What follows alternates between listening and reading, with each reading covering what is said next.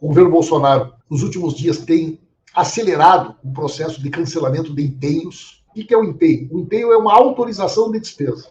Quando a gente fala um empenho, é como se ele fosse, né, o comando jurídico necessário para que o gestor possa gastar aquele recurso. E havia um conjunto de empenhos que o governo já havia feito que eles estão sendo cancelados. Ontem, durante o jogo, o CIAF estava funcionando. Durante o jogo do Brasil ontem, o CIAF estava aberto. O CIAF que é o sistema onde o governo opera essas questões. E eles estavam cancelando empenhos ontem durante o jogo. Aproveitando o jogo para cancelar mais. Rapaz, isso é um problema muito sério, porque o que acontece? Ó? Vou te dar 3 exemplos. 247 agora está dando como destaque. Tem 5 milhões de pedidos de aposentadoria represados e possivelmente amanhã terá que haver uma paralisação das agências do INSS porque não tem mais orçamento para o INSS funcionar até o final do ano. Vocês viram, há pouquinhos dias foi a história dos passaportes. Acabou o orçamento. A partir de amanhã, as agências do INSS estão com dificuldade para continuar funcionando. Segundo exemplo, as universidades e institutos federais estão, algumas delas, antecipando o final do ano letivo. Por quê? Porque não tem como manter os restaurantes universitários funcionando, não tem empenho para fechar o ano. E também, né, nós temos uma quantidade enorme de empresas terceirizadas que prestam serviços para universidades, INSS, que não recebem há meses e que não tem perspectiva de poder pagar salário de novembro, dezembro e 13º. Então tem uma crise envolvendo também prestadores de serviços do governo federal, porque não terminou o orçamento. Terceiro, eu estou recebendo vários relatos, Conde, de remédios de uso contínuo que estão faltando na farmácia do SUS nas cidades e não tem sinalização por parte do Ministério da Saúde que vai ter novos lotes até o final do ano. Então o governo Bolsonaro tem um problema gravíssimo para fechar as contas do ano. Né? Ninguém responde sobre isso no governo? O que acontece? Pelo teto de gastos, ou eles têm uma receita para cobrir essas despesas, ou eles precisam cortar essas despesas para poder chegar no 0 a 0, porque ele não pode entregar ao governo tendo estourado o teto. A PEC pode ser, inclusive, uma saída para ele, porque a PEC, como ela é uma medida constitucional, ela entra em vigor no momento da sua promulgação. Então, se ela for promulgada esse ano, ele pode ter uma folga, né, no teto que permita que essas despesas já contraídas e não pagas pelo governo Bolsonaro possam ser pagas ainda dentro do orçamento desse ano, o que seria, pelo menos, uma coisa importante para não nos deixar mais esse grande problema da Conde.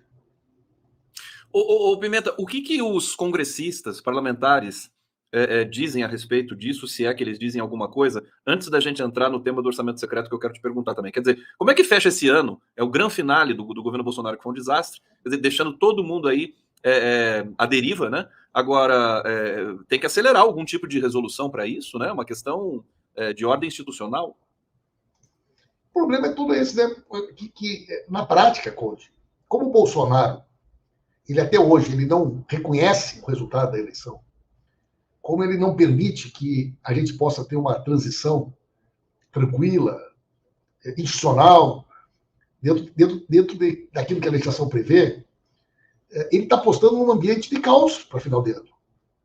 Porque tu imagina o seguinte, com raras exceções, e eu tenho participado do grupo de trabalho que trata do tema da infraestrutura, a maioria dos ministérios não realizou nenhuma reunião de transição até agora. Então, dados elementares que envolvem programas que não podem parar, você não tem relatório, informações de que impede esse encontro.